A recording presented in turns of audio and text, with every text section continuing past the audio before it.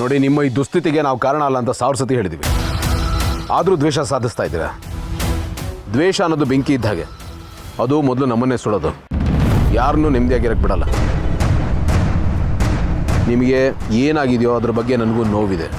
ಇದೆಲ್ಲ ನೀವೇ ಮಾಡ್ಕೊಂಡಿದ್ದು, ನಾವ್ಯಾರು ಇದಕ್ಕೆ ಹೊಣೆ ಅಲ್ಲ. ದಯವಿಟ್ಟು ಮತ್ತೆ ಕಾಲ್ ಮಾಡಬೇಡಿ, ಫೋನ್ ಇಡಿ.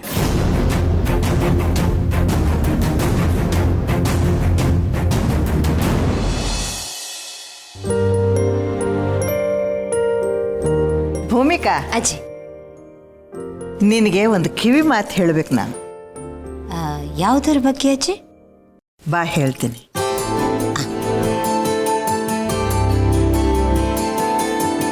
ಹೇಳಿ ಅಜ್ಜಿ. ನೋಡಮ್ಮ ಭೂಮಿಕಾ, ಇನ್ಮೇಲೆ ನೀನು ಸ್ವಲ್ಪ ಎಚ್ಚರಿಕೆಯಿಂದ ಓಡಾಡಬೇಕು, ನಾಜೂಕಾಗಿರಬೇಕು. ನೀ ಎಷ್ಟು ಎಚ್ಚರಿಕೆಯಿಂದ ಇರ್ತೀಯೋ ಅಷ್ಟು ಒಳ್ಳೆಯದು.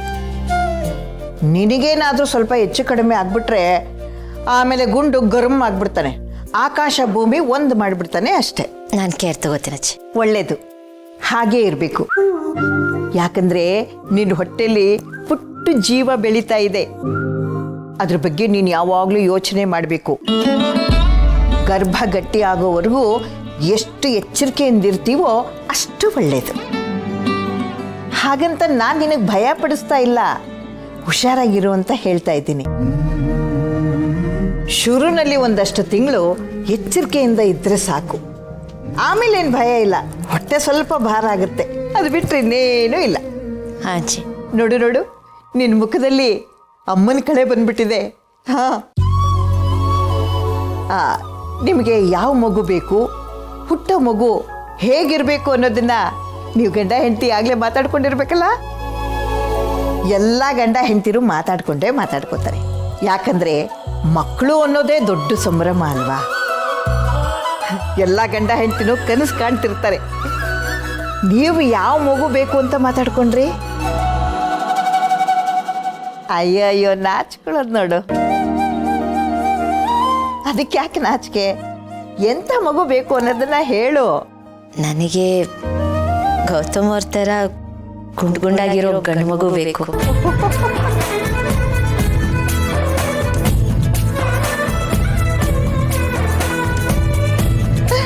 ಮತ್ತೆ ಅವನಿಗೆ?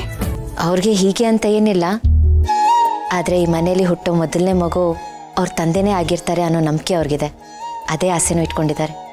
ಹಾಗನ್ನ ಅವನು ಅವ್ರ ಅಪ್ಪನ ಕಂಡ್ರೆ ಅಷ್ಟೇ ಪ್ರೀತಿ ಅವನಿಗೆ.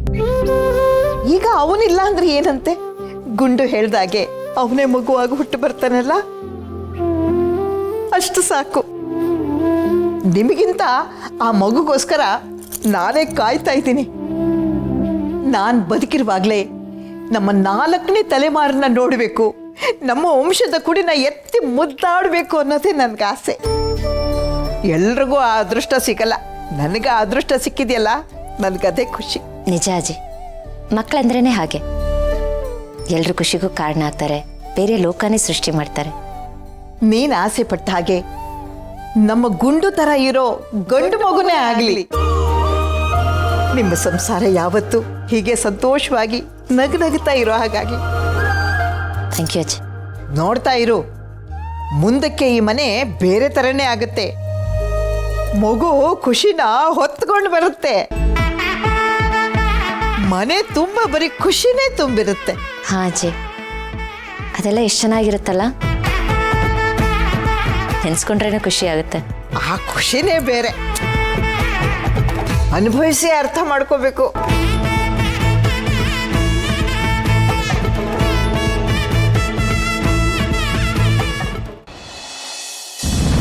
ಗೆಳೆಯ, ಏನಂತ ಒಂದು ಭೂಮಿಕಾ ಅವರು ಪ್ರೆಗ್ನೆಂಟ್ ಅನ್ನೋ ವಿಷಯ ಗೊತ್ತಾಗಿದೆ. ಅದಕ್ಕೆ ಸರ್ಕ್ಯಾಸ್ಟಿಕ್ ಆಗಿ ಕಂಗ್ರ್ಯಾಚುಲೇಷನ್ಸ್ ಅಂತ ಹೇಳಕ್ ಫೋನ್ ಮಾಡಿದ್ದಾರೆ. ಏನು ಮೆಂಟ್ಲಿ ಕೇಸನ ಅವನು? ಏನಾದ್ರೂ ಆಗಕ್ಕಿಲ್ಲ, ನಂದಲ್ಲಿ ಇಡ್ಲಿ ಅಂತ ಬಂದ್ಬಿಡ್ತಾನಲ್ಲ. ಏನ್ ಮಾಡ್ತೀಯೋ, ಆ ದೇವರು ಮನುಷ್ಯನಿಗೆ ಬುದ್ಧಿ ಅಂತ ಕೊಟ್ಟಿದ್ದಾನಲ್ಲ, ಅದನ್ನ ಮನುಷ್ಯ ಉದ್ಧಾರ ಆಗಕ್ಕೆ ಬಳಸಲ್ಲ, ಇನ್ನೊಬ್ಬರನ್ನ ಹೇಗೆ ಹಾಳು ಮಾಡಬೇಕು ಅಂತ ಯೋಚನೆ ಮಾಡಕ್ ಬಳಸ್ತಾನೆ. ಆ ಭೂಪತಿ ಅವ್ರಿಗೆ 1000 ಸತಿ ಹೇಳಿದ್ದೇನೆ, ಅವತ್ತು ಬೆಂಕಿ ಅನಾಹುತದಲ್ಲಿ ನಿಮ್ಮ ವೈಫ್ ಬಾಡಿ ಮಾತ್ರ ಸಿಕ್ಕಿದ್ದು, ಮಗಳ ಬಾಡಿ ಸಿಕ್ಕಿಲ್ಲ, ಅವಳು ಬದುಕಿರಬಹುದು ಅಂತ. ನಾವು ಎಷ್ಟೋ ಕಡೆ ಹುಡುಕ್ಸೋ ಪ್ರಯತ್ನ ಮಾಡಿದೀವಿ ಕಣ, ಅದನ್ನು ಹೇಳಿದ್ದೀನಿ. ಬಟ್ ಅವ್ರು ನಂಬಲ್ಲ, ಆದ್ರೂ ನಮ್ಮ ಮೇಲೆ ದ್ವೇಷ ಸಾಧಿಸ್ತಾ ಇದ್ದಾರೆ. ಮಾಡೋ ಕೆಲಸ ಬಿಟ್ಟು ಇಂಥವ್ರ ಜೊತೆ ಗುದ್ದಾಡ್ತಾ ಇದೀವಲ್ಲ ಒಂದ್ಸತಿ ರೋಸ್ ಹೋಗುತ್ತೆ ಕಣ. ಗೆಳೆಯ ನಿನ್ನ ಒಳ್ಳೆತನ ನಾವು ವೀಕ್ನೆಸ್ ಅಂತ ಅನ್ಕೊಂಡ್ಬಿಟ್ಟಿದ್ದಾನೆ. ಬಿಡಬಾರ್ದು ಅವನು. ಯಾರಿಗೆ ಯಾವ ಭಾಷೆ ಅರ್ಥ ಆಗುತ್ತೋ ಅದೇ ಭಾಷೆಯಲ್ಲೇ ಪಾಠ ಕಲಿಸ್ಬೇಕು. ಮಾಡ್ತೀನಿ ರೋನ್ಗೆ. ಏನು ಮಾಡ್ತಾ ಇದೆಯಾ? ಏಯ್ ಸುಮ್ಮನಿರೋ, ಬೇಡ. ನಾವು ಸುಮ್ಮನೆ ಇದ್ರೆ ಅವ್ನು ಇನ್ನೂ ಜಾಸ್ತಿ ಮಾಡ್ತಾನೆ ಕಣ. ಇಲ್ಲೇ ಮಟ್ಟ ಹಾಕ್ಬೇಕು ಅವನ್ನ. ನೀನು ಸುಮ್ಮನೆ ಆನಂದ, ನನ್ನ ಮಾತು ಕೇಳೋ. ನಮ್ಮ ಎನರ್ಜಿನ ನಮ್ಮ ಟೈಮ್ನ ನಾವು ಉದ್ಧಾರ ಆಗೋಕ್ಕೆ ಬಳಸ್ಕೋಬೇಕು. ನಾವು ಖುಷಿಯಾಗಿರೋದಕ್ಕೆ ಬಳಸ್ಕೋಬೇಕು. ನೈತಿಕವಾಗಿ ಅವ್ರಿಗಿಂತ ನಾವು ಮೇಲಿದ್ದೀವಿ. ನಾವು ಯಾಕೆ ಅವ್ರ ಲೆವೆಲ್ಗೆ ಹೋಗ್ಬೇಕು? ನಾವು ಅಲ್ಲೇ ಇರೋಣ. ನೀನು ಹೇಳೋದು ಕರೆಕ್ಟ್. ಆದರೂ ಅವಾಗ ಈ ಥರ ಕ್ವಾಡ್ಲೆ ಕೊಡ್ತಾನಲ್ಲ, ಇರಿಟೇಟ್ ಆಗುತ್ತೆ ಕಣ. ಆನಂದ, ನಾವು ರೋಡಲ್ಲಿ ಹೋಗ್ತಾ ಇರುವಾಗ 1000 ನಾಯಿ ಬೊಗಳುತ್ತೆ. ನಾವು ಎಲ್ಲ ನಾಯಿಗೂ ಕಲ್ಲಲ್ಲಿ ಹೊಡಿತಾ ಕೂತ್ಕೊಳ್ಳೋಕ್ಕಾಗಲ್ಲ. ನಾವು ನಮ್ಮ ಡೆಸ್ಟಿನೇಷನ್ನ ಮರೆತು ಬಿಡ್ತೀವಿ. ಇಗ್ನೋರ್ ಮಾಡೋದೇ ಒಳ್ಳೇದು ಕಣ. ಇಂಥವ್ರ ಜೊತೆ ಫೈಟ್ ಮಾಡಿ ನಾವು ಪ್ರೂವ್ ಮಾಡಬೇಕಾಗಿರೋದು ಏನೂ ಇಲ್ಲ. ಅದು ಸರಿನೇನು. ನಿನ್ನ ಜೊತೆ ಫೈಟ್ ಮಾಡೋದಕ್ಕೂ ಯೋಗ್ಯತೆ ಇರಬೇಕಣ್ಣ. ಅವನೆಲ್ಲಿ ನೀನೆಲ್ಲ. ನೋಡಾನಂದ, ಅವನು ಏನಾದರೂ ಮಾಡ್ಕೊಳ್ಳಿ, ಏನಾದರೂ ಬಡ್ಕೊಳ್ಳಿ, ನಾವು ಕೇರ್ ಮಾಡೋದು ಬೇಡ. ನಾವು ರಿಯಾಕ್ಟ್ ಮಾಡಿದ್ರೆ ಅದನ್ನು ಗೆಲುವು ಅಂತ ಸೆಲೆಬ್ರೇಟ್ ಮಾಡ್ತಾರೆ. ನಾವು ಕೇರ್ ಮಾಡದೆ ಹೋದರೆ ಅವ್ರು ಇನ್ನೂ ಕಂಗಾಲಾಗ್ತಾರೆ. ಒಟ್ಟಿನಲ್ಲಿ ಈಗ ನಾವು ಖುಷಿಯಾಗಿದ್ದೀವಿ, ಸಂತೋಷವಾಗಿದ್ದೀವಿ. ಅವ್ರ ಕಾರಣಕ್ಕೆ ಅದು ಹಾಳಾಗೋದು ಬೇಡ. ಸುಮ್ಮನಿದ್ ಬೇಡ. ಅಲ್ಲ, ಒಂದೊಂದು ಸರ್ತಿ ನೀನು ಚಿಕ್ಕ ಮಕ್ಕಳದಾರ ಚಿಕ್ಕ ವಿಷಯನ ದೊಡ್ಡದು ಅನ್ನೋ ಥರ ಟೆನ್ಷನ್ ಮಾಡ್ಕೊಂಡ್ಬಿಡ್ತೀಯ. ಮತ್ತು ಅದೇ ನೀನು ದೊಡ್ಡ ವಿಷಯ ಆಗ್ಬಿಟ್ಟಿದೆ, ಸಿಕ್ಕಾಪಟ್ಟೆ ಟೆನ್ಷನ್ನು ಅನ್ನೋ ಥರ ಪರಿಸ್ಥಿತಿಲಿ ಥೇಟ್ ಗೌತಮ ಬುದ್ಧನ ಥರ ಸೈಲೆಂಟಾಗಿ ಇದ್ಬಿಡ್ತೀಯ. ಅಷ್ಟೊಂದು ಇರಿಟೇಟ್ ಮಾಡ್ತಾ ಇದ್ದಾನೆ. ನಾರ್ಮಲ್ಲಾಗೇ ಇದೆಯಲ್ಲೋ. ಆನಂದ, ಶತ್ರು ನಮಗಿಂತ ಸ್ಟ್ರಾಂಗ್ ಅಂದ್ಕೊಂಡು ನಾವೇನಾದ್ರು ಮನಸ್ಸಿನಲ್ಲಿ ಜಾಗ ಕೊಟ್ಟರೆ ಅರ್ಧ ಸೋತ್ ಹಾಗೇನೆ.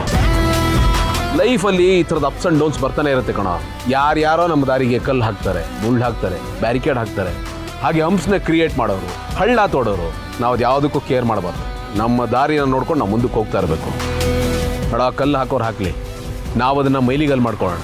ತುಳಿಯೋರು ಇದ್ದಾಗಲೇ ಕಣ ನಾವು ಬೆಳೆಯೋದು. ಗಾದೆ ಮಾತೇ ಇಲ್ವೇನೋ, ಹೇಳೋನು ಮಾಡಲ್ಲ, ಮಾಡೋನು ಹೇಳಲ್ಲ ಅಂತ. ಇದು ಹಾಗೇನೆ. ಅವ್ರ ಮಾತಿಗೆ ನಾವ್ಯಾಕೋ ಸೊಪ್ಪು ಹಾಕ್ಬೇಕು? ಕರೆಕ್ಟಾಗಿ ಹೇಳಿದೆ ಗೆಳೆಯ.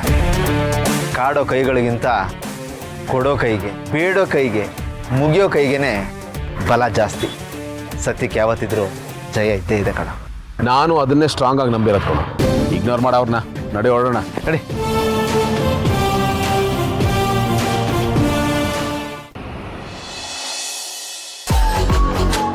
ಜೈ, ತಗೊಳ್ಳಿ, ಕಾಫಿ ಕುಡಿಯಿರಿ. ಕಾಫಿ ಕುಡಿಯೋ ಮೂಡಲ್ಲಿ ನಾನು ಇಲ್ಲ ದಿಯಾ. ಜೈ, ನಾನು ನಿಮ್ಗೊಂದು ಅಡ್ವೈಸ್ ಮಾಡ್ಬೋದಾ? ಈಗೀಗ ನೀವು ನನ್ನ ಜೊತೆನೇ ಇದ್ದರೂ ನಿಮ್ಮ ಮನಸ್ಸು, ನಿಮ್ಮ ಮೈಂಡ್ ಎಲ್ಲ ಬರೀ ನಿಮ್ಮ ಮನೆ ಮೇಲೆ, ನಿಮ್ಮ ಮನೆಯವ್ರ ಮೇಲೆ ಇರುತ್ತೆ. ಯಾವಾಗಲೂ ಪವರು, ಪೊಸಿಷನು ಅಂತ ತುಂಬ ಡಿಸ್ಟರ್ಬ್ ಆಗಿರ್ತೀರ. ನನ್ನ ಜೊತೇಲಿದ್ರೂ ಸ್ವಲ್ಪನೂ ಖುಷಿಯಾಗಿರಲ್ಲ. ನನಗೆ ಎಷ್ಟು ಹರ್ಟ್ ಆಗ್ತಿದೆ ಗೊತ್ತಾ? ನಾನು ತಾನೇ ಏನು ಮಾಡಲಿ ಬೇಬಿ? ಮನೇಲಿ ಏನೇನು ಆಗಿದೆ, ಏನೇನು ಆಗ್ತಿದೆ ಅಂತ ನೀನೇ ನೋಡ್ತಿದ್ಯಾ ತಾನೆ? ಸಾಲದಕ್ಕೆ ಇದು 1 ಕೋಟಿದೋ 2 ಕೋಟಿದೋ ಪ್ರಶ್ನೆ ಅಲ್ಲ ಬೇಬಿ. 1000 ಕೋಟಿ ಸಾಮ್ರಾಜ್ಯ ಅದು. ಹಾಗಿದ್ಮೇಲೆ ನೀನೇ ಯೋಚನೆ ಮಾಡು ಟೆನ್ಷನ್ ಯಾವ ಮಟ್ಟಕ್ಕಿರುತ್ತೆ ಅಂತ. ನನಗೆ ಅರ್ಥ ಆಗುತ್ತೆ ಜೈ, ಬಟ್ ಇದೆಲ್ಲ ಇನ್ನೂ ಎಷ್ಟು ದಿನ? ಇದಕ್ಕೆಲ್ಲ ಒಂದು ಎಂಡೇ ಇಲ್ವಾ? ಈಗ ನಾನು ಏನು ಮಾಡು ಅಂತೀಯ ಬೇಬಿ?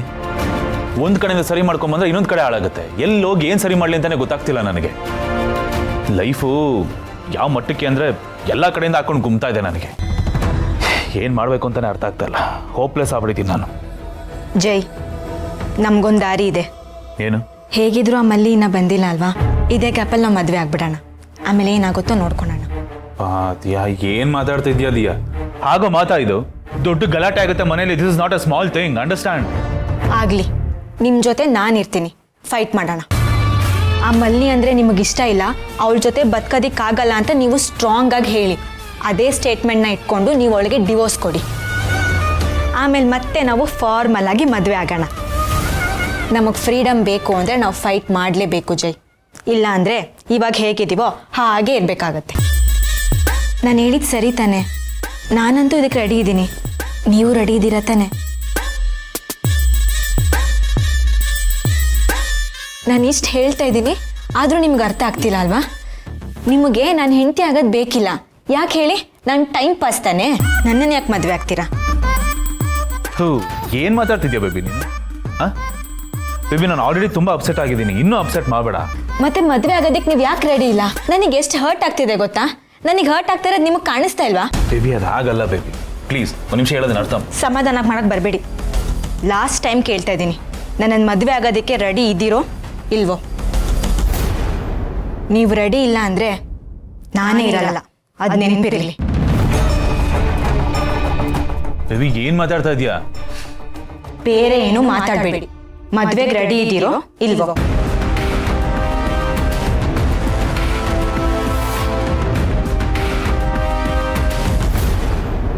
ಓಕೆ ಬೇಬಿ, ನಾನು ರೆಡಿ ಇದ್ದೀನಿ. Really? Thank you so much. ನಂಗೆ ಎಷ್ಟು ಖುಷಿ ಆಗ್ತಿದೆ ಗೊತ್ತಾ? ಹ್ಯಾಪಿ? ಓಕೆ ಅಂತ ಹೇಳ್ಬಿಟ್ಟೆ. ಈಗ ಮುಂದಕ್ಕೆ ಹೇಗಪ್ಪ ಮ್ಯಾನೇಜ್ ಮಾಡಲಿ?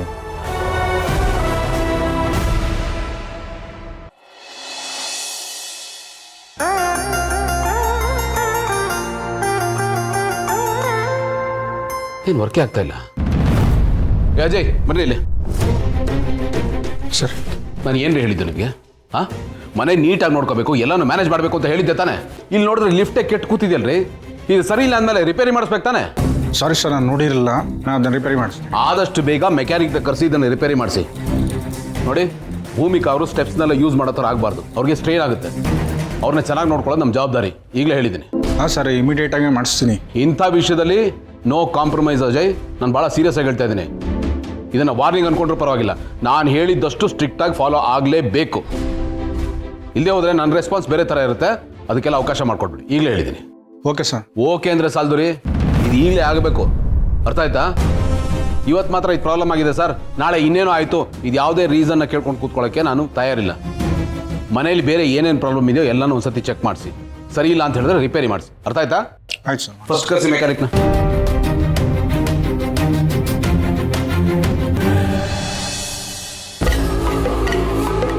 ನೋಡಿ, ನಿಮ್ಮ ಈ ದುಸ್ಥಿತಿಗೆ ನಾವು ಕಾರಣ ಅಲ್ಲ ಅಂತ ಸಾವಿರ ಸತಿ ಹೇಳಿದ್ವಿ. ಇದೆಲ್ಲ ನೀವೇ ಮಾಡ್ಕೊಂಡಿದ್ದು, ನಾವ್ಯಾರು ಇದಕ್ಕೆ ಹೊಣೆ ಇಲ್ಲ. ದಯವಿಟ್ಟು ಮತ್ತೆ ಕಾಲ್ ಮಾಡಬೇಡಿ, ಫೋನ್ ಇಡಿ. ಯಾಕೆ ಸರ್ ಇಷ್ಟೊಂದು ಅಪ್ಸೆಟ್ ಆಗಿದ್ದೀರಾ? Sorry sir. ಹಾ ಜೀವ, ಬಾ ಕೂತ್ಕೋ. ಏನಪ್ಪ ಸಮಾಚಾರ? ಈ ಕಡೆ ಪಾದ ಬೆಳೆಸ್ಬಿಟ್ಟಿದ್ಯಾ? ಏನಾದ್ರು ಕೆಲಸ ಆಗ್ಬೇಕಾಗಿತ್ತಾ? ಯಾಕೆ ಸರ್, ಬರೀ ಕೆಲಸದ ವಿಷಯವಾಗೇ ನಾನು ಬರ್ತೀನಾ? ಹಾಗೆ ಬರಬಾರ್ದಾ? ಏನಪ್ಪ ಹೀಗಂತೀಯ? ಆ ಥರ ಎಲ್ಲ ಏನೂ ಇಲ್ಲ. ನೀನು ಯಾವಾಗ ಬೇಕಾದರೂ ಬಂದು ಹೋಗ್ಬೋದು. ಯಾವಾಗಲೂ ಈ ಮನೆಯ ಬಾಗಿಲು ನೀನು ತೆಗೆದಿರುತ್ತೆ. ನೀನು ಬ್ಯುಸಿ ಇರ್ತೀಯಲ್ವಾ, ಸುಮ್ಮನೆ ಹಾಗೆ ಬರೋದಿಲ್ವಲ್ಲ ನೀನು, ಅದಕ್ಕೆ ಕೇಳಿದೆ ಅಷ್ಟೇ. ಆ್ಯಕ್ಚುಲಿ ನಾನು ಬಂದಿದ್ದು ಕೆಲಸದ ವಿಷಯದ ಬಗ್ಗೆನೇ ಸರ್. ನೋಡ್ದಾ, ನಾನು ಹೇಳಿ ಸರಿತೆ ತಾನೆ? ಸರಿ ಹೇಳು, ಏನಾಗಬೇಕಾಗಿತ್ತು? ಅದೇ ಸರ್, ನಾವು ಬಿಸ್ನೆಸ್ ಎಕ್ಸ್ಪೆನ್ಷನ್ ಮಾಡ್ತಿದ್ದೀವಲ್ಲ, ಹಾಂ, ಅದ್ರ ಬಗ್ಗೆ ಡಿಸ್ಕಸ್ ಮಾಡೋದಕ್ಕೆ. ಅದು ಎಲ್ಲಿವರೆಗೂ ಬಂತು, ಏನೇನಾಗ್ತಿದೆ ಅಂತ ಅಪ್ಡೇಟ್ ಕೊಡೋಣ ಅಂತ ಬಂದೆ ಸರ್. ಸರಿ. ಓಕೆ, ಈಗ ಒಂದು ಕೆಲಸ ಮಾಡೋಣ. ಡ್ರಿಂಕ್ಸ್ ತಗೊಳ್ತಾ ಮಾತಾಡೋಣ, ಮಜಾ ಬರುತ್ತೆ. ಸರ್, ನನಗೆ ಡ್ರಿಂಕ್ಸ್ ಬೇಡ. ಲಾಸ್ಟ್ ಟೈಮ್ ಡ್ರಿಂಕ್ಸ್ ಮಾಡಿದ್ದಕ್ಕೆ ಮನೇಲಿ ಜಗಳ ಆಯಿತು. ನನ್ನ ವೈಫ್ ಬೇರೆ ನಿಮ್ಮ ಹತ್ರ ತುಂಬ ರೂಢಾಗಿ ಮಾತಾಡಿದ್ಲು. ನೀವು ತಗೊಳ್ಳಿ ಸರ್, ನಾನು ನಿಮ್ಗೆ ಕಂಪ್ನಿ ಕೊಡ್ತೀನಿ. ಹೆಂಡತಿಗೆ ಎದುರು ಕಣ್ಣು ಕುಡಿತಿಲ್ಲ ಅನ್ನೋ ಹೆದರಿಕೆ ಅಂತಲ್ಲ ಸರ್, ಜಸ್ಟ್ ಪ್ರಿಕಾಷನ್ ಅಷ್ಟೇ. ಮತ್ತದೇ ಮಿಸ್ಟೇಕ್ನ ರಿಪೀಟ್ ಮಾಡಿದ್ರೆ ಬೇಡದೇ ಇರೋ ತಲೆನೋವನ್ನೆಲ್ಲ ತಲೆ ಮೇಲೆ ಹೇಳ್ಕೊಂಡಂಗಾಗತ್ತೆ. ಸುಮ್ಮನೆ ಸುತ್ತಿ ಬಳಸಿ ಹೇಳೋದಕ್ಕೆ ಹೋಗ್ಬೇಡ. ಇದನ್ನೆಲ್ಲ ಬೇಜಾನ್ ಕೇಳ್ಬಿಟ್ಟಿದ್ದೀನಿ ನಾನು. ಹೆಂಡತಿ ಕಂಡ್ರೆ ಭಯ, ನಾನು ಹೆಂಡತಿಗೆ ದಾಸ, ನನ್ನ ಹೆಂಡತಿಗೆ ನಾನು ಗುಲಾಮ ಅಂತ ಒಪ್ಕೋ, ಇಲ್ಲ ಕುಡಿ. ಏನಪ್ಪ ನಿನ್ನ ನೋಡಿದ್ರೆ ಅಯ್ಯೋ ಪಾಪ ಅನ್ಸುತ್ತೆ ನನಗೆ. ಅಲ್ಲ, ದುಡಿಯೋ ಗಂಡಸಾಗಿ ಇಷ್ಟಾದರೂ ಫ್ರೀಡಮ್ ಬೇಡವಾ ನಿನಗೆ? ಅಲ್ಲ, ನಿನಗೊಂದು ಪ್ರೈವೇಟ್ ಲೈಫೇ ಇಲ್ವಾ? ಗಂಡಸು ಅಂದಮೇಲೆ ಅಧಿಕಾರನ, ಫ್ರೀಡಮ್ನ ಉಳಿಸ್ಕೊಳ್ಳೇಬೇಕು.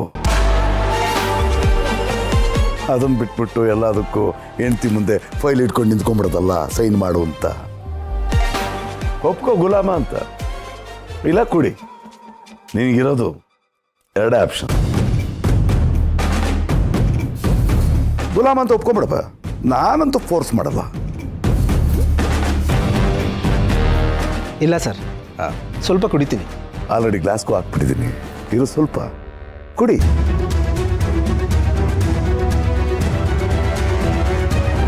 ಚೇರ್ಸ್. ಚಿಯರ್ಸ್.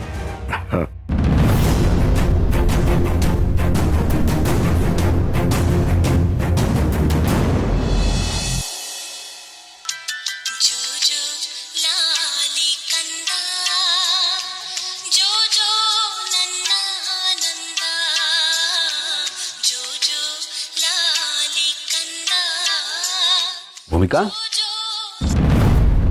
ಮಗು ಮಲಗ್ತಾ? ನಾಳೆ ಹಾಡು ಕೇಳ್ತಾ ಇದ್ರೆ? ಅಲ್ಲ, ಯೂಶಲಿ ಯಾವ್ದಾದ್ರು ಒಂದು ಪುಸ್ತಕ ಹಿಡ್ಕೊಂಡು ಕೂತಿರ್ತಾ ಇದ್ರಲ್ಲ, ಅದಕ್ಕೆ ಕೇಳ್ತೆ. ಇತ್ತೀಚೆಗೆ ಈ ರೀತಿ ಹಾಡು ಕೇಳಿದ್ರೆ ಒಂಥರ ಖುಷಿ ಆಗುತ್ತೆ. ಇನ್ನೊಂದು ಖುಷಿ ವಿಷಯ ಇದೆ, ಇರಿ ಕಣ್ಮಿಸ್ಕೊಳ್ಳಿ.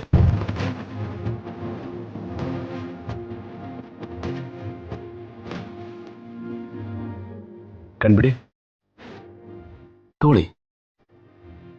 ಚೆನ್ನಾಗಿದ್ಯಾ? ತುಂಬಾನೇ ಚೆನ್ನಾಗಿದೆ.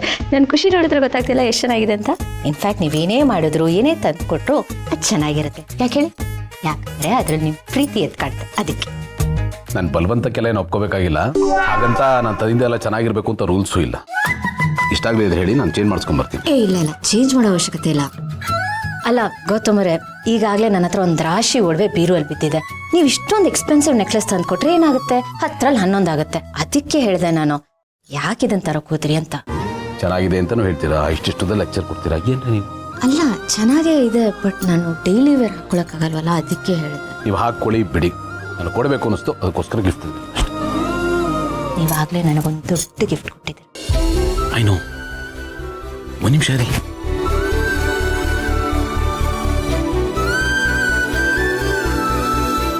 ಇನ್ನೊಂದು ಗಿಫ್ಟ್ ತಂದಿದ್ದೀನಿ.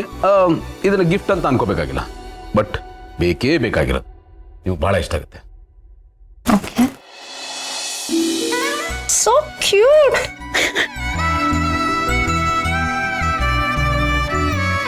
ಸೊ ನೀವು ಹೀಗೆ ಫ್ರೀ ಆಗಿದ್ದಾಗ ಹಾಡುಗಳನ್ನ ಕೇಳ್ತಾ ಇರ್ತೀರಲ್ಲ, ಆವಾಗವಾಗ ಈ ಫೋಟೋನ ನೋಡ್ತಾ ಇರಿ.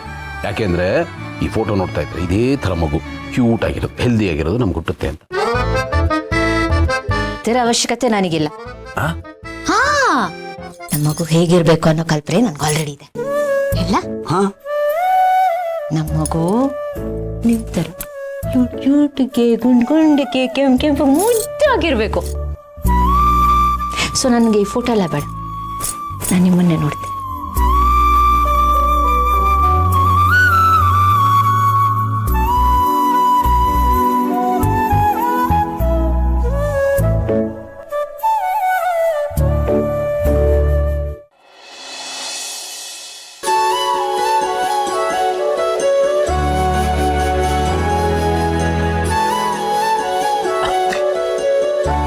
ಹೌದು, ನಂತರದ್ದೇ ಮಗು ಹುಟ್ಟಬೇಕು ಅಂತ ಹೇಳಿದ್ರಲ್ಲ, ಇವಿ ಭಾರ ಆಗಲ್ವಾ? ಕಷ್ಟ ಆಗತ್ತೆ. ಯಾಕ್ರಿ ನಗ್ತಾ ಇದ್ದೀರಾ? ನನಗೆ ಮಾತು ಕೇಳಿ ನಗು ಬಂತು. ಇಟ್ಸ್ ಓಕೆ, ಎಷ್ಟೇ ಭಾರ ಆದ್ರೂ ಪರವಾಗಿಲ್ಲ, ನಾನು ಹೋಗ್ತೀನಿ. ಬಟ್ ನನಗೆ ನಿಮ್ ತರ ಇರೋ ಮಗುನೇ ಬೇಕು, ಗುಂಡ್ಗುಂಡಾಗಿರೋ. ಅಕಸ್ಮಾತ್ ನಿಮ್ ತರ ಹಂಚಿ ಕಡ್ಡಿ ಮಗು ಹುಟ್ಬಿಟ್ರೆ? ಅಲ್ಲ, ಆ ಚಾನ್ಸು ಇದೆ ಅಲ್ವಾ, ಅದಕ್ಕೆ ಕೇಳಿದೆ. ಇಲ್ಲ, ಆ ಥರದ್ದು ಯಾವ ಚಾನ್ಸು ಇಲ್ಲ. 101% ನನಗೆ ನಿಮ್ಮ ಥರ ಇರೋ ಮಗುನೇ ಹುಟ್ಟುತ್ತೆ. ನೋ ಹಂಚ್ಕಡ್ಡಿ, ಓನ್ಲಿ ಬೆಣ್ಣೆ ಮತ್ತೆ. ಸರಿ ಬಿಡಿ, ಮಗು ಚೆನ್ನಾಗಿರ್ಬೇಕು, ನಾನು ಅಷ್ಟೇ ಬಯಸು. ನೀವು ನಮ್ಮ ಜೊತೆ ಇರ್ತೀರಲ್ಲ, ನಾವು ಚೆನ್ನಾಗಿ ಇರ್ತೀವಿ. ಇಟ್ಬರ್ತೀನಿ. ಇರ್ರಿ, ನಾನು ಒಡವೆ ತಂದಿದ್ದು ನೀವು ಹಾಕೊಳ್ಳಿ ಅಂತ, ನೀವು ಅದನ್ನ ಒಳಗಡೆ ಇಡ್ತೀನಿ ಅಂತ ಇದ್ರಲ್ಲ, ಹಾಕೊಡ್ರಿ, ಅದೇ ಕಾಣುತ್ತೆ, ನಾನು ನೋಡ್ಬೇಕು. ಈಗ ಇಷ್ಟೊತ್ತಲ್ಲಿ ಅರೆ, ಒಡವೆ ಹಾಕೊಳಕ್ಕೆ ಏನ್ರಿ ಮುಹೂರ್ತ ನೋಡೋದು? ಯಾಕೆ ತೋರಿಸಿ, ನಾನು ನೋಡ್ಬೇಕು. ನಾನು ನಾಳೆ ಬೆಳಿಗ್ಗೆ ಹಾಕೋತೀನಿ. ನೀವು ನನ್ನ ಮಾತು ಕೇಳಲ್ಲ, ನಾನೇ ಹಾಕ್ತೀನಿ. ಈಗ ನಾನು ಬೇಡ ಅನ್ನಕ್ಕಾಗೋದೇ ಇಲ್ಲ. ಅಫ್ಕೋರ್ಸ್.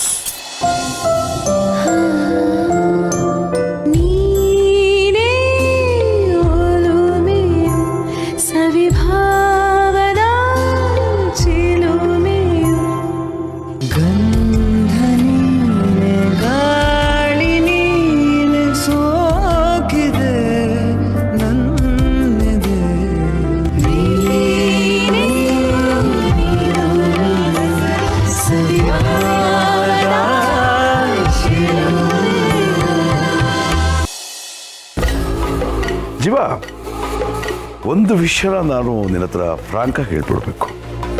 ನಿನ್ನ ಮೇಲೆ ನಾನು ಇನ್ವೆಸ್ಟ್ ಮಾಡೋದಕ್ಕಿಂತ ಮೊದಲು ಈ ಹುಡುಗ ಹೇಗೋ, ಏನು ಮಾಡ್ತಾನೋ, ಇದನ್ನೆಲ್ಲ ನಿಭಾಯಿಸ್ತಾನ ಅನ್ನುವಂಥ ಅನುಮಾನ ಇತ್ತು. ಆದರೆ ಈಗ ಎಂಥ ಕಾನ್ಫಿಡೆನ್ಸ್ ಬಂದ್ಬಿಟ್ಟಿದೆ ನಿನ್ನ ಮೇಲೆ ಅಂದರೆ, ಈಗ ಬೇಕಾದರೆ ಇಡೀ ನನ್ನ ಆಸ್ತಿನ, ನನ್ನ ಸಾಮ್ರಾಜ್ಯನ ನಿನ್ನ ಕೈನಲ್ಲಿ ಕೊಡ್ಬೋದು, ಅಷ್ಟು ನಂಬಿಕೆ ಬಂದ್ಬಿಟ್ಟಿದೆ. ತುಂಬ ದೊಡ್ಡ ಮಾತು. ಇಲ್ಲಪ್ಪ, ನಿನ್ನ ಟ್ಯಾಲೆಂಟ್ಗೆ ಇದು ತುಂಬ ಚಿಕ್ಕ ಮಾತು. ನಾನು ನಿನ್ನನ್ನು ನಂಬ್ತೇನೆ. ನೀನು ಏನು ಅನ್ನೋದನ್ನ ಪ್ರೂವ್ ಮಾಡ್ಕೊಂಬಿಟ್ಟೆ. ನೀನು ವ್ಯವಹಾರ ಜ್ಞಾನ ತುಂಬ ಚೆನ್ನಾಗಿದೆ. I am proud of you. Thank you sir. ಈ ನಿಮ್ಮ ಮಾತೆ ನನಗೆ ಎನರ್ಜಿ ಬೂಸ್ಟರ್ ಥರ. ಇದೇ ನನ್ನನ್ನು ಇನ್ಸ್ಪೈರ್ ಮಾಡೋದು. ಆ್ಯಕ್ಚುಲಿ ನಮ್ಮ ಮನೆಯವ್ರಿಗೂ ನಿಮ್ಮ ಥರನೇ ನನ್ನ ಬಗ್ಗೆ ನಂಬಿಕೆನೇ ಇರಲಿಲ್ಲ. ಏನಾಗ್ಬಿಡತ್ತೋ ಅಂತ ಭಯ. ಮಿಡಲ್ ಕ್ಲಾಸ್ ಫ್ಯಾಮಿಲಿ ಬೇರೆ ಅಲ್ವಾ, ಯಾವಾಗ ನೋಡಿದ್ರು ಭಯ ಭಯ ಭಯ, ಲಾಟ್ ಆಫ್ ಭಯ.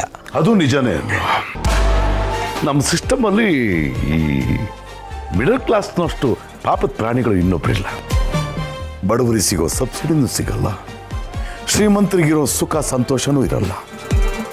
ಹತ್ಲಾಗೂ ಇಲ್ಲ ಇತ್ಲಾಗೂ ಇಲ್ಲ, ಒಂಥರ ಅಂತರ್ಪಿಶಾಚಿಗಳ ಥರ ಅವರು. ಮತ್ತೆ ನಿಮ್ಮ ಭಾವನಿಗೂ ನಿನ್ನ ಕೆಪಾಸಿಟಿ ಮೇಲೆ ನಂಬಿಕೆ ಇರಲಿಲ್ಲಲ್ವಾ? ಮೇ ಬಿ ಸರ್, ಆದರೆ ಯಾವತ್ತೂ ಡೈರೆಕ್ಟಾಗಂತೂ ಹೇಳಿಲ್ಲ. ಆದರೆ ಇವಾಗ ನಾನು ಪ್ರೂವ್ ಮಾಡ್ಕೊಂಡಿದ್ದೀನಲ್ಲ ಸರ್.